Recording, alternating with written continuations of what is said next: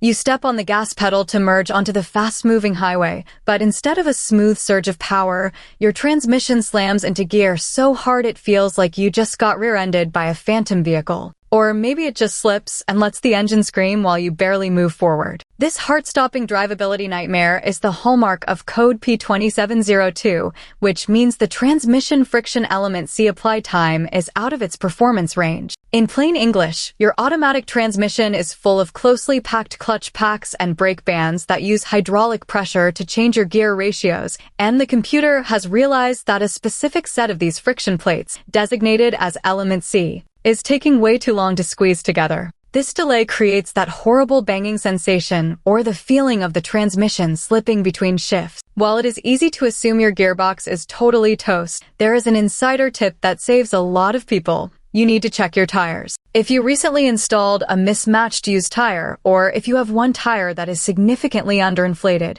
the difference in the rotational diameter can completely confuse the transmission control module, tricking it into thinking the internal clutches are slipping when they are actually fine. Always make sure your tires are exactly the same size and properly inflated before you let a shop talk you into a massive repair. If the tires are perfect, you need to check the lifeblood of the system, which is your automatic transmission fluid. If the fluid is dangerously low, the pump cannot build enough hydraulic pressure to apply the clutches quickly, and if the fluid is pitch black or smells like a burnt campfire, your internal friction materials are already taking damage. If the fluid looks like a healthy cherry red, you need to grab a flashlight and inspect the main electrical junction connector on the outside of the transmission case. These wires are exposed to road salt, mud, and water, which creates green corrosion on the pins that drops the voltage going to the shift solenoids. Use your digital volt ohm meter to check the solenoid circuit for 0 ohms of resistance. If the wiring is sound and the fluid is clean,